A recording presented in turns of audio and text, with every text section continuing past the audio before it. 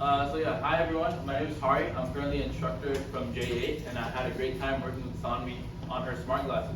So one thing you know about Saanvi is that she's extremely persistent and independent. So one specific time which I remember is that one day I just came up to her and asked her like how she was doing. And she said it was good. So then I asked her to elaborate like what she's been up to, right? And she said everything's been going wrong, like her code has not been working, and nothing's been working. So then I just sat with her, and then I went to go help another student. And then a few hours later, I came back, and then she was able to fix everything. And then she said she added like a navigation system, some weather alerts, and yeah, she just was able to add up like a lot of features to her smart glasses. And she will showcase this in her presentation. So without further ado, Tom.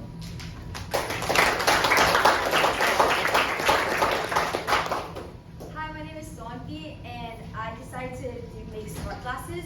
And the reason I chose smart glasses was because I've always struggled with my eyesight, and when I got corneal ulcers, I wanted to create something that would help combat like the aftermaths of that.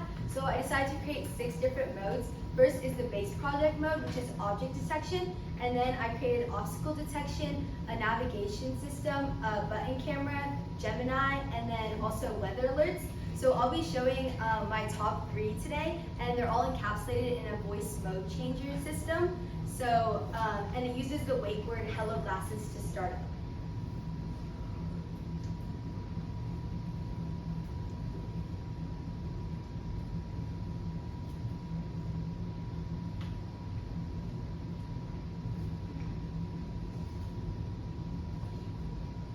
Voice mode switcher is active. Hey glasses.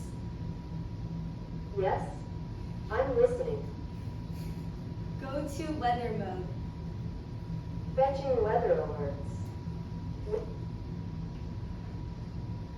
Full report, UV and air only, or weather and clothing only. Full report. The current temperature is 66 degrees, but it feels like 65 degrees with scattered clouds. Okay, so it'll continue and talk about air quality, UV, and whether the air quality is good or bad, and then it'll give some like clothing recommendations for the day.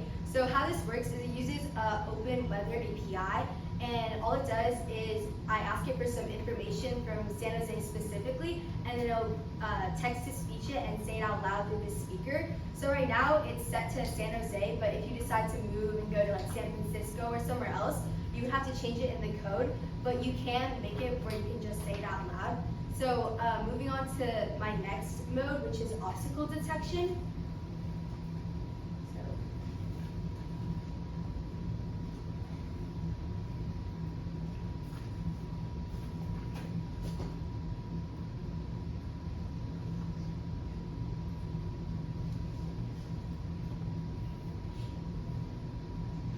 Obstacle 11 centimeters to the right.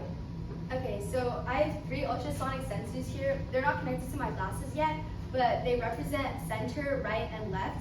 And basically, whatever sensor is closest to the obstacle, it'll say that one out loud. So in this case, my right sensor was closest to my glasses, so that's why it said that one out loud. And it uses sound waves to track the distance between it. And then my last mode is a navigation mode. What is your current location? 3800 Blackford Avenue.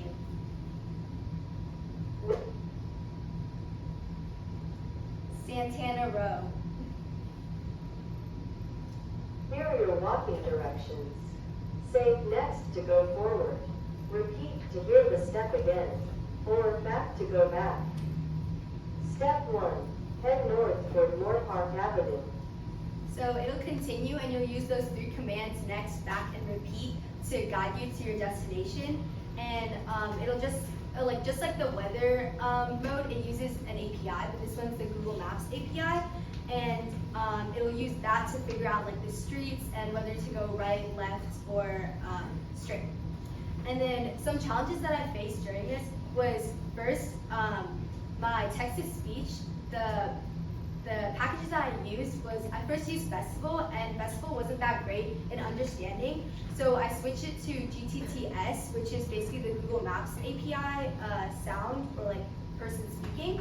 And that one was much clearer and easier to understand than Festival. So that made my project better and like easier to understand. And also I ended up like breaking some of the ultrasonic sensors because I was wiring it wrong and like the grounds weren't proper.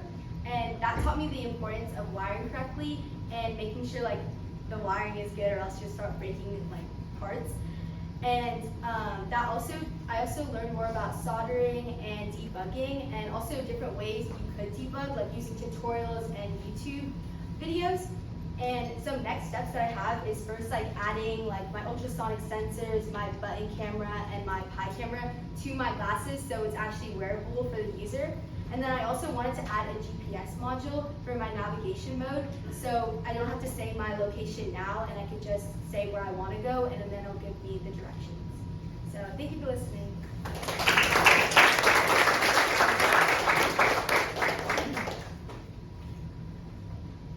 Oh, and then any questions?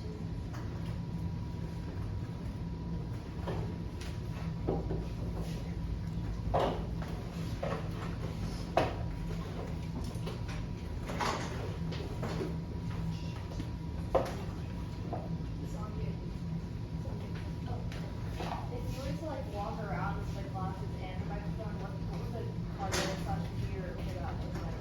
Oh yeah, so right now I have a speaker just so like everyone else can hear it, but I have a bone conducting like earpiece where I would attach it to my glasses so people can just like walk around with it and be able to like use all the features.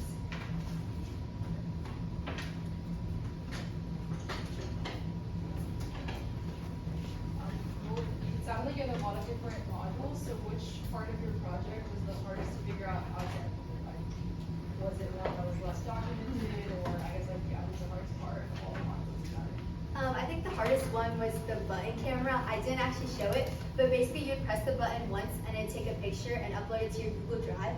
And if you press and hold, then it would take a video and upload it to your Google Drive. And then if you double click it, then it'll take the last 10 seconds of like what you were looking at and take a video and upload it to your Google Drive. So the reason that was so hard was because there was like a circular buffer that you needed for like the last one, for the 10-second one. And it was hard to like make the code accommodate all three, so it would either do the photo and video and not the third one, or just the third one.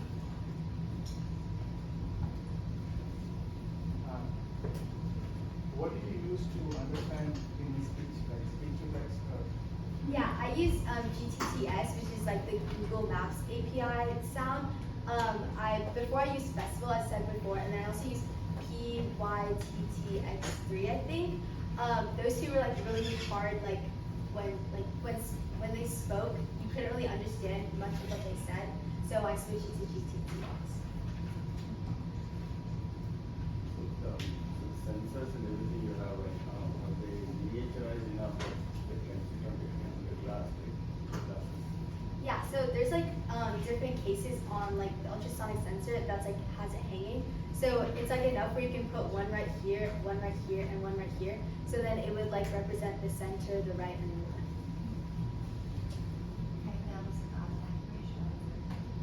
left. Oh, sorry. Okay. Oh yeah. So I actually had like a feature where for my navigation one where you could say it in Spanish, but I felt like it would be too much time if I like did it out loud and showed it.